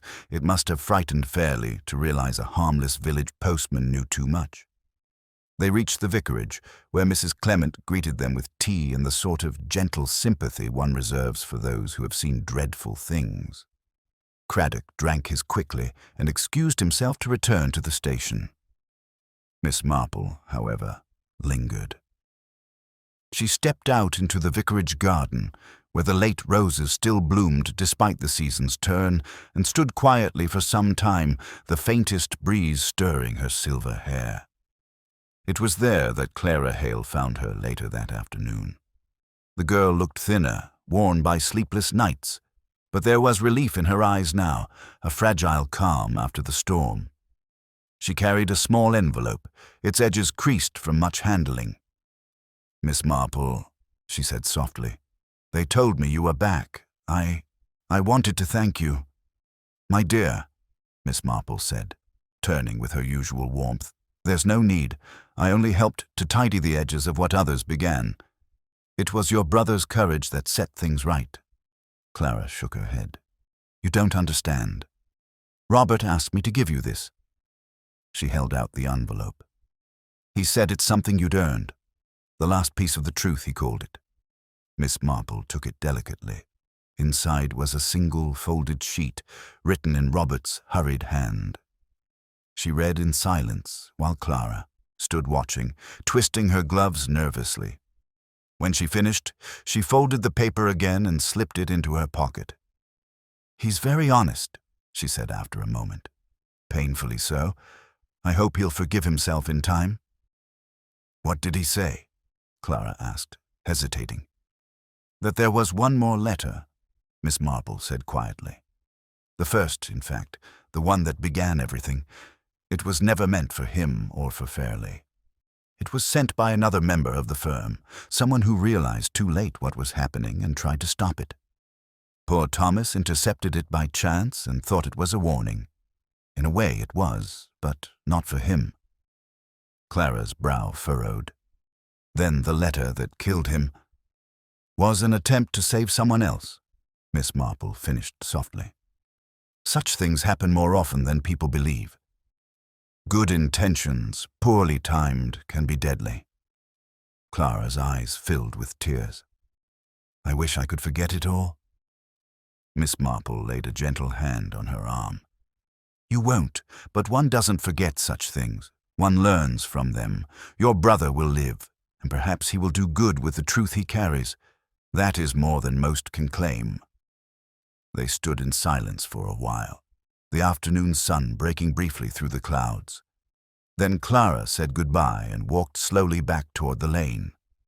Miss Marple watched her go, a small solitary figure against the fading light, before turning toward home. At the old vicarage, she found a note waiting on her doorstep. It was from Inspector Craddock, written in his brisk hand. "Fairley has confessed fully. The papers are being recovered. I owe you another debt, though I suspect you'll insist it was nothing at all." Miss Marple smiled faintly, folded the note, and placed it on the mantel beside her tea things. Evening fell early, the golden light slipping into the soft blue of twilight. She lit a small fire and sat by it, her knitting resting on her lap. Outside, the village returned once more to its gentle rhythm. The postman's whistle, now a new younger voice, echoed faintly down the lane. Mrs. Weatherby called to her cat. The church bell struck 6. Life, as it always did, resumed its proper order. Miss Marple sipped her tea and gazed into the flames. In her mind's eye, she saw again the events of the past week. The scattered letters, the frightened eyes of Clara Hale, the darkened cottage by the lane. Yet what lingered most was not the deceit or the danger, but the quiet, steady courage of the ordinary. Thomas Briggs's sense of duty, Robert's belated integrity, even Clara's trembling honesty. It was those small, stubborn virtues that had undone a network of greed and espionage far larger than their little village could have imagined. She leaned back, her expression serene. "It always comes down to character," she murmured to herself.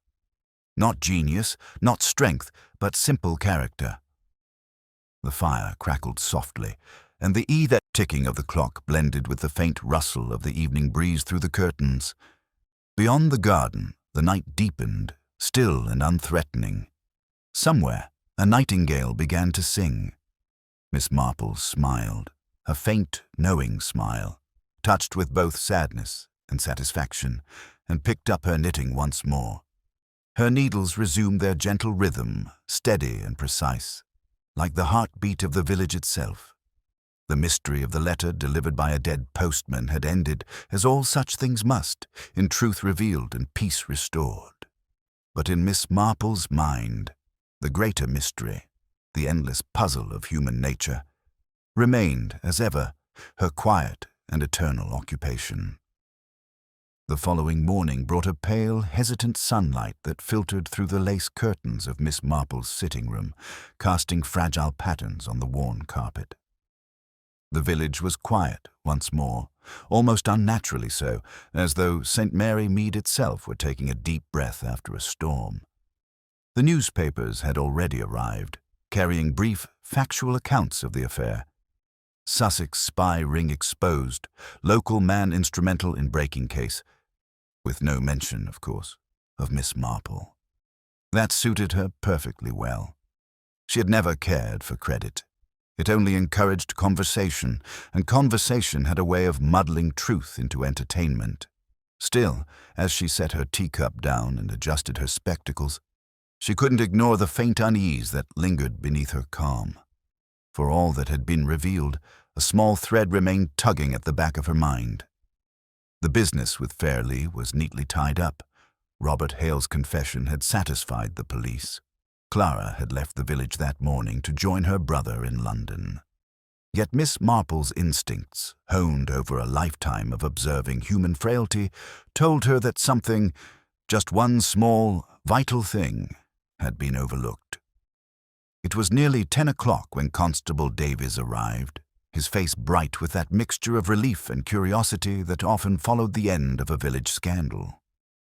"Good morning, Miss Marple," he said, removing his cap and holding it awkwardly against his chest.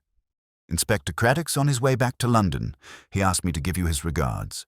Said you'd probably already seen the thing he missed." Miss Marple smiled faintly. "That was kind of him, though I suspect he underestimates his own thoroughness. Still, it's pleasant to be thought capable." Davies lingered, shuffling his feet. "I don't suppose you'd tell me, ma'am, if there's more to come? People have been saying, well, there's always more when you're involved." Miss Marple gave a soft laugh, the sort that suggested amusement rather than dismissal. "People do love their stories, Constable. But sometimes, when a mystery seems finished, all that remains is the epilogue, the quiet explanation that makes sense of the smaller things others forget to notice." He nodded, satisfied, and departed, though he kept glancing back over his shoulder as if hoping she might yet whisper a secret. When he was gone, Miss Marple rose and crossed to her writing desk. She drew out the letter Clara had given her, the one Robert Hale had written from his hospital bed, and read it once more, slowly, as though tasting each word anew. "I thought I'd seen the worst of deceit," the letter said in part, "but I was wrong. There was one among us cleverer than Fairley, clever enough to play both sides until it no longer mattered who won. I cannot prove it yet, but I believe the letters you received, Miss Marple, were not all written by the same hand. The one Thomas carried to you was genuine, but the others, I think, were meant to mislead." Miss Marple's lips pressed together in a thin line. It was what she had half suspected, though the clarity of it brought a chill. There had been two distinct manners of phrasing in those notes. The first measured and cautious, the second almost theatrical, like a parody of fear. Someone, she realized, had been guiding not only the events, but the perception of them, ensuring that suspicion always followed the desired path. Her eyes lifted toward the window, where the world outside seemed tranquil and untroubled. But she knew how quickly peace could sour in St. Mary Mead. It was never malice that sustained gossip here. It was curiosity, the small, eager hunger for meaning in the ordinary. And that, she thought, could be dangerous in the wrong hands. At 11:30, a knock sounded at the door. When she opened it, she found Miss Hartnell, the postmistress, standing there, breathless, her spectacles slightly askew. "Miss Marple, I'm terribly sorry to disturb you, but I thought you ought to see this. It arrived this morning, postmarked from London. It's addressed to Thomas Briggs. Well, to his route, actually. And of course that's impossible. But the handwriting, oh, I'm certain you'll recognize it." She handed over the envelope, her fingers trembling. Miss Marple thanked her, closing the door gently behind her, and carried it to the table. The handwriting was unmistakable, the same slanted, deliberate script as the first letter, the genuine one found in Thomas's hand. She slit it open carefully. Inside was a single sheet of paper.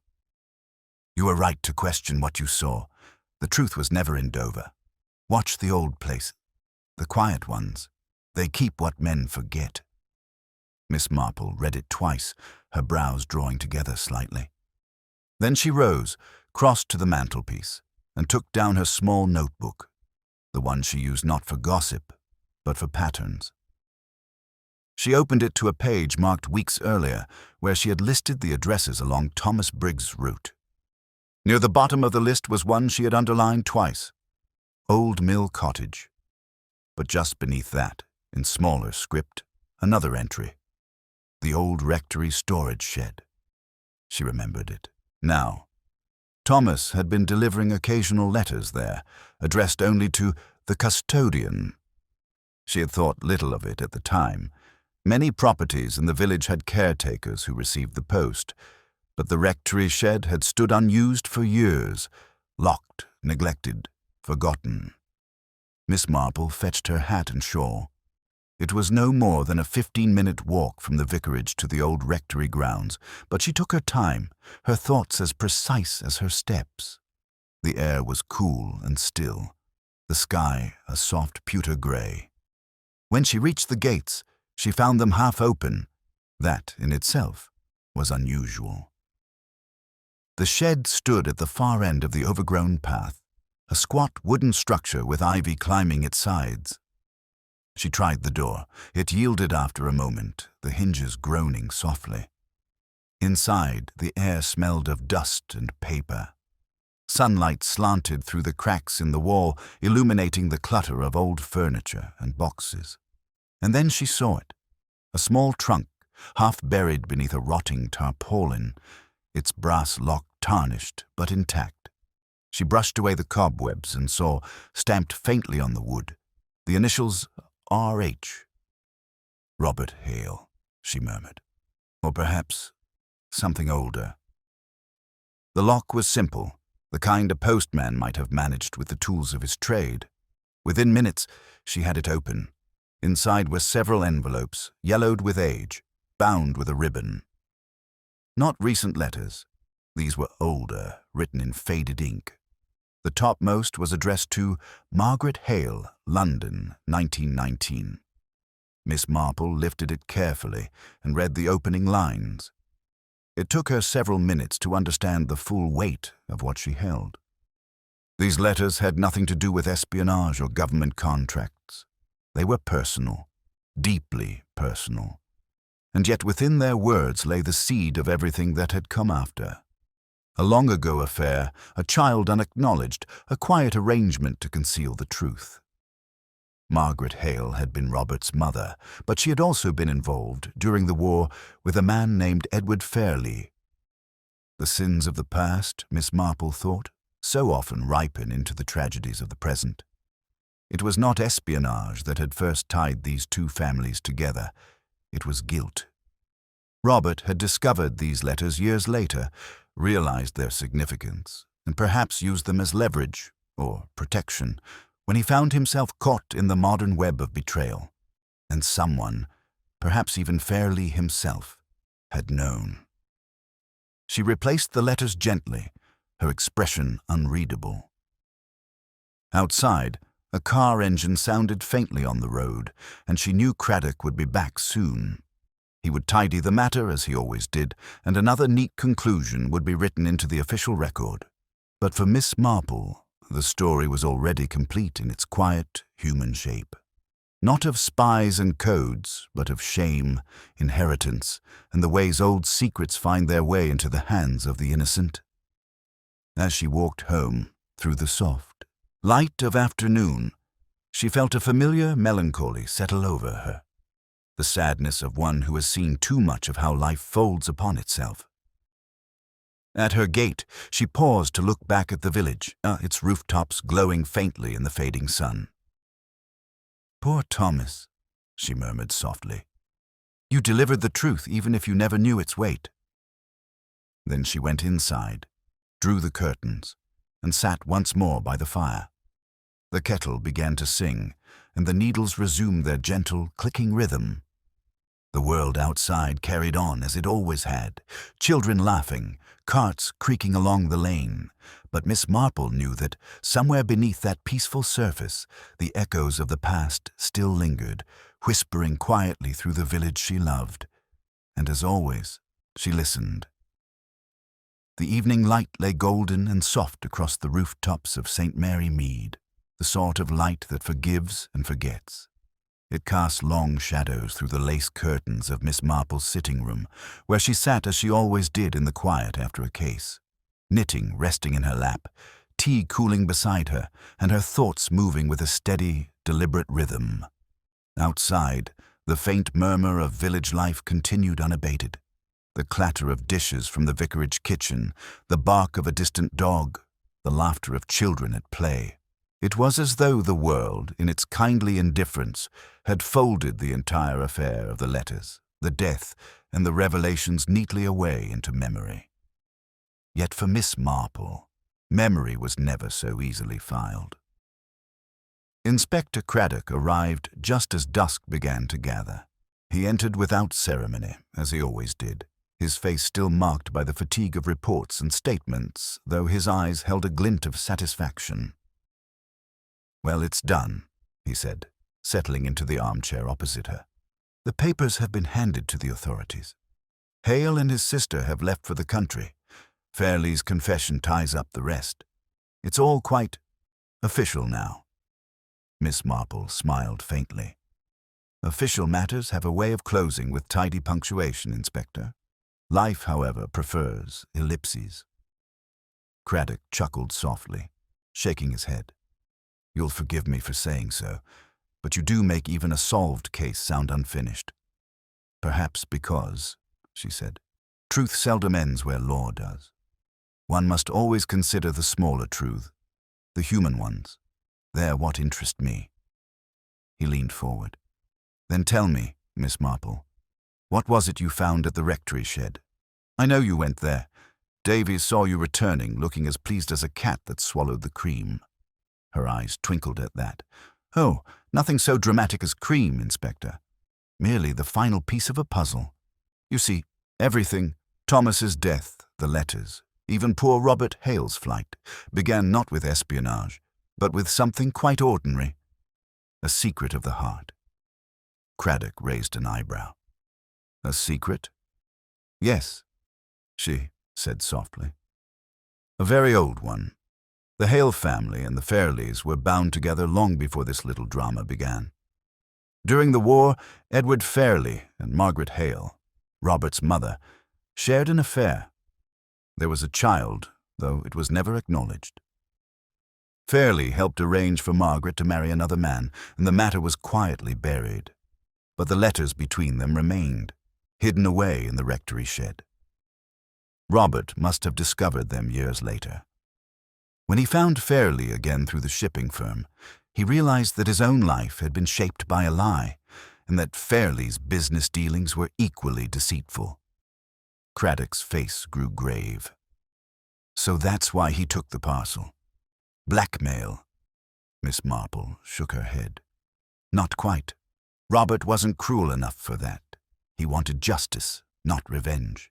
He believed that by exposing Fairley's corruption, he could atone for the shame he felt in his mother's silence. But Fairley, realizing what Robert had found, tried to silence him. He used Thomas Briggs's route to track the letters, and when Thomas opened the one not meant for him, the poor man sealed his own fate." Craddock was silent for a long moment. "And the later letters? The ones sent to you?" She smiled. "Ah, those were Fairley's doing. Or rather, his attempt at misdirection. He hoped to keep me occupied with a phantom trail of intrigue while he closed his business in London. I imagine he thought an elderly woman's curiosity might be a useful smokescreen." The inspector gave a low whistle. "I'd say he misjudged you rather badly." "I think," Miss Marple replied gently, "he simply didn't understand the value of observation. He believed intelligence was about power. He forgot it's mostly about noticing."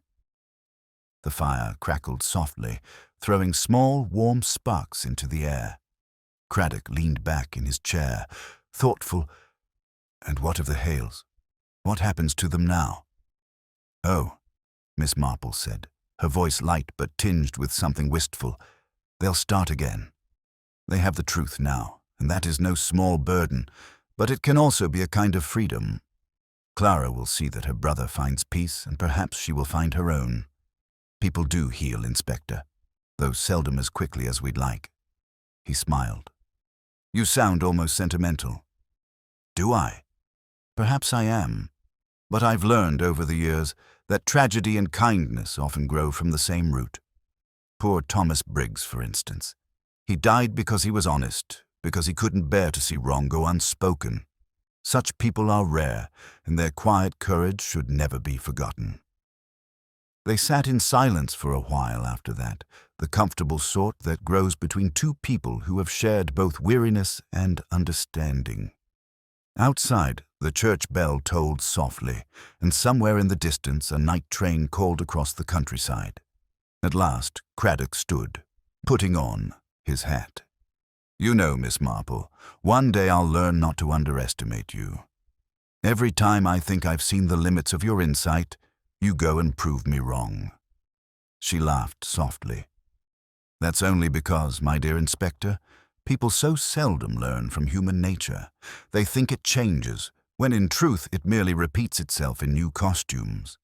The trick is to recognize the pattern before the curtain falls." Craddock gave a wry smile. "And you always do?" When he had gone, Miss Marple rose and drew the curtains closed. The village lay still beneath the moonlight, each window glowing faintly like a watchful eye. She thought of the people who filled those houses, each carrying their secrets, their regrets, their small kindnesses. There would always be mysteries, she knew, and there would always be sorrow.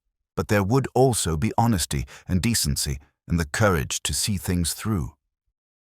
She returned to her chair, picked up her knitting once more, and let the gentle rhythm guide her thoughts.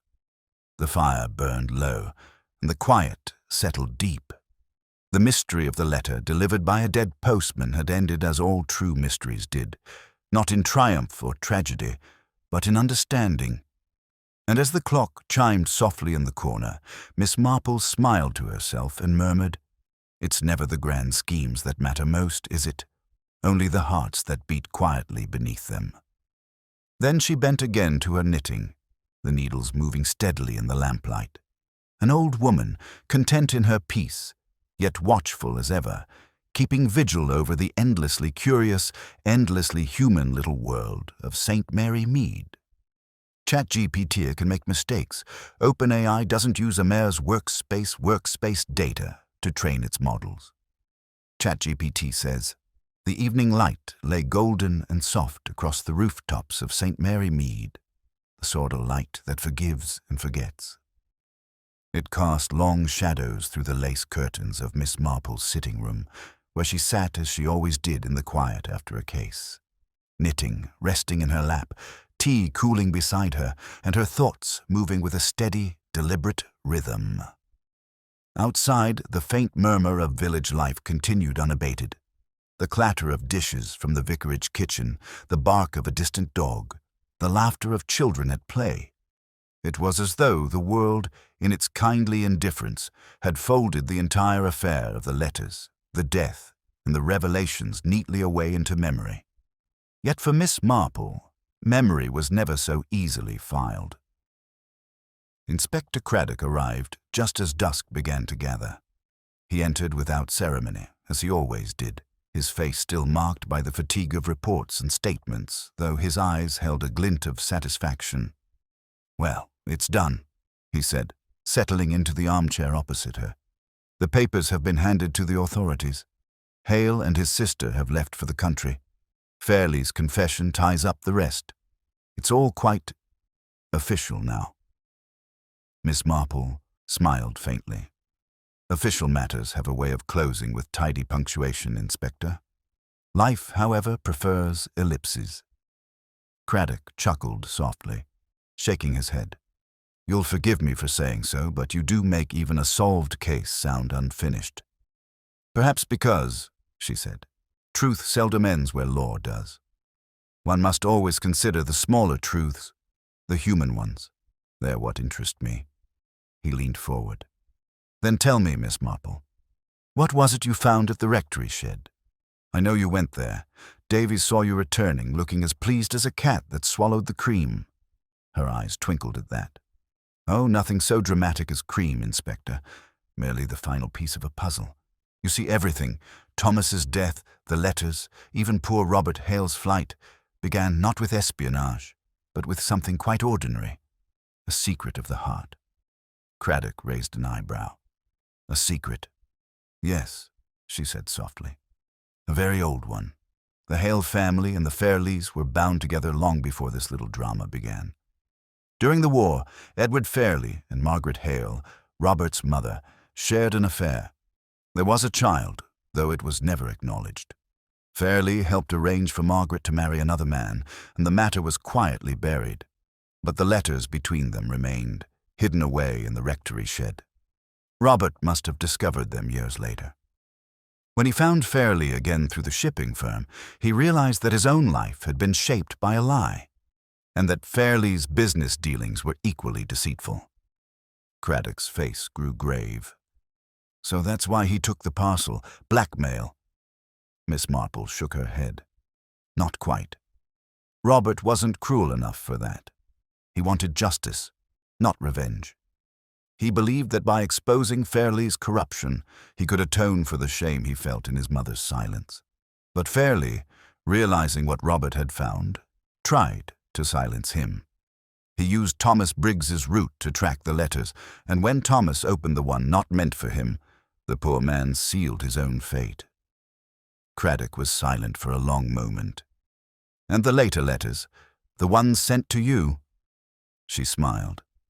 Ah, those were Fairley's doing, or rather, his attempt at misdirection. He hoped to keep me occupied with a phantom trail of intrigue while he closed his business in London. I imagine he thought an elderly woman's curiosity might be a useful smokescreen. The inspector gave a low whistle. I'd say he misjudged you rather badly. I think, Miss Marple replied gently, he simply didn't understand the value of observation. He believed intelligence was about power. He forgot it's mostly about noticing. The fire crackled softly, throwing small, warm sparks into the air. Craddock leaned back in his chair, thoughtful. And what of the Hales? What happens to them now? Oh, Miss Marple said, her voice light but tinged with something wistful. They'll start again. They have the truth now, and that is no small burden, but it can also be a kind of freedom. Clara will see that her brother finds peace, and perhaps she will find her own. People do heal, Inspector, though seldom as quickly as we'd like. He smiled. You sound almost sentimental. Do I? Perhaps I am. But I've learned over the years that tragedy and kindness often grow from the same root. Poor Thomas Briggs, for instance. He died because he was honest, because he couldn't bear to see wrong go unspoken. Such people are rare, and their quiet courage should never be forgotten. They sat in silence for a while after that, the comfortable sort that grows between two people who have shared both weariness and understanding. Outside, the church bell tolled softly, and somewhere in the distance a night train called across the countryside. At last, Craddock stood, putting on his hat. You know, Miss Marple, one day I'll learn not to underestimate you. Every time I think I've seen the limits of your insight, you go and prove me wrong. She laughed softly. That's only because, my dear Inspector, people so seldom learn from human nature.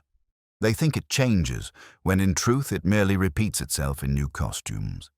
The trick is to recognize the pattern before the curtain falls. Craddock gave a wry smile. And you always do. When he had gone, Miss Marple rose and drew the curtains closed. The village lay still beneath the moonlight, each window glowing faintly like a watchful eye. She thought of the people who filled those houses, each carrying their secrets, their regrets, their small kindnesses. There would always be mysteries, she knew, and there would always be sorrow, but there would also be honesty and decency and the courage to see things through. She returned to her chair, picked up her knitting once more, and let the gentle rhythm guide her thoughts. The fire burned low, and the quiet settled deep. The mystery of the letter delivered by a dead postman had ended as all true mysteries did, not in triumph or tragedy, but in understanding. And as the clock chimed softly in the corner, Miss Marple smiled to herself and murmured, "It's never the grand schemes that matter most, is it? Only the hearts that beat quietly beneath them." Then she bent again to her knitting, the needles moving steadily in the lamplight. An old woman, content in her peace, yet watchful as ever, keeping vigil over the endlessly curious, endlessly human little world of St. Mary Mead. St. Mary Mead, St. Mary Mead, St. Mary Mead, St. Mary Mead, St. Mary Mead, St. Mary Mead, St. Mary Mead, St. Mary Mead, St. Mary Mead, St. Mary Mead, St. Mary Mead,